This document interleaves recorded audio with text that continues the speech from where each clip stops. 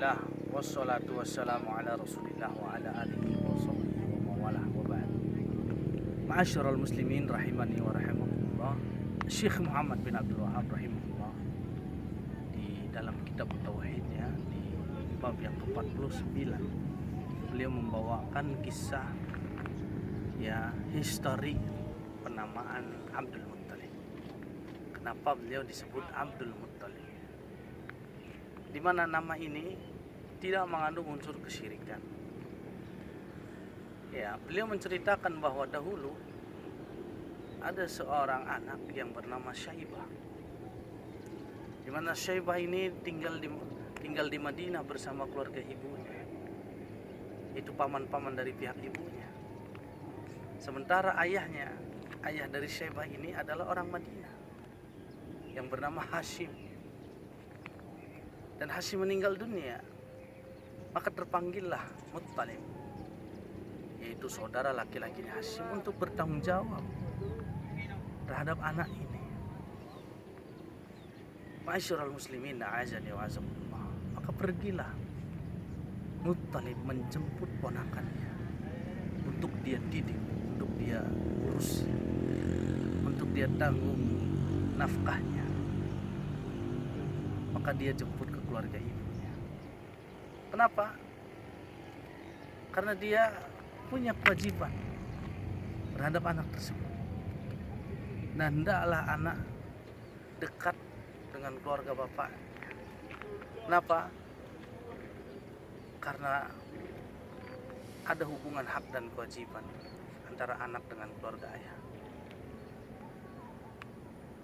Maka dijemput oleh Muttalib. Dia pergi ke Madinah menuju Mekah. Pergi dari Madinah menuju Mekah bersama Syaibah. Dibonceng Syaibah ini melewati gurun padang pasir, sehingga ketika di Mekah, orang-orang Mekah mengira bahwa Syaibah ini adalah hamba sahayanya Muttalib. Padahal dia adalah keponakannya. Dan semenjak itu orang-orang lebih mentenarkan nama Abdul Muttalib. Itu hamba sahayanya Abdul Muttalib. Padahal itu adalah Syaibah, yang kelak beliau adalah kakek dari Rasul sallallahu alaihi wasallam. Rasul pernah mengatakan, "Ana nabiyul la kadzib, ana ibnu Abdul Muttalib." Saya nabi yang tidak berdusta, saya anak dari Abdul Muttalib. Ma'asyiral muslimin rahimani wa rahimakumullah. Pelajaran bagi kita bahwa hendaklah kita berusaha mendekatkan anak-anak kita ke keluarga kita sebagai seorang ayah. Kita arahkan kepada mereka untuk mencari nasab, karena nasab ada pada keluarga bapak. Berusaha semaksimal mungkin agar anak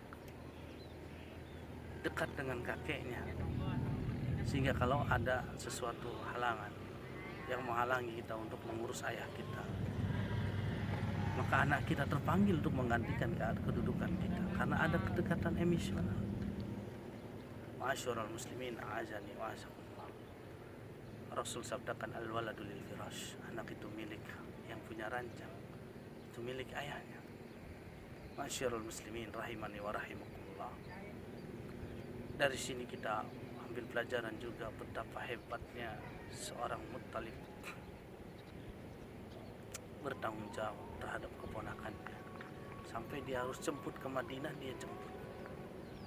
Sehingga seorang paman, dia bertanggung jawab kepada keponakannya ketika ayahnya berhalangan. Ma'asyiral muslimin a'azani wa azakumullah. Jangan sampai kita masuk seperti yang difirmankan oleh Allah Azza wa Jalla, yauma yafirrul mar'u min akhi. Nanti akan datang satu hari seseorang lari dari saudaranya. Kenapa lari dari saudaranya? Halnya seperti yang tadi, ketika kakaknya yang laki atau adiknya yang laki punya istri, lalu tidak sanggup menafkahi anak istrinya, kita yang sanggup diem aja, kita nggak peduli, seolah-olah itu bukan tanggung jawab kita. Maka Allah akan meminta pertanggungjawabannya. Yauma yafirul mar'u min akhi. Pada hari orang lari dari saudaranya.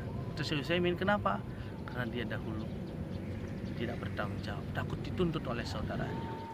Wa ummihi wa abi, lari dari ibu dan ayahnya. Tidak bertanggung jawab. Wa sahibatihi wa bani, lari dari anak dan istrinya. Ma'asyiral muslimin azani wa jazakumullah. Jadilah kita laki-laki yang punya tanggung jawab.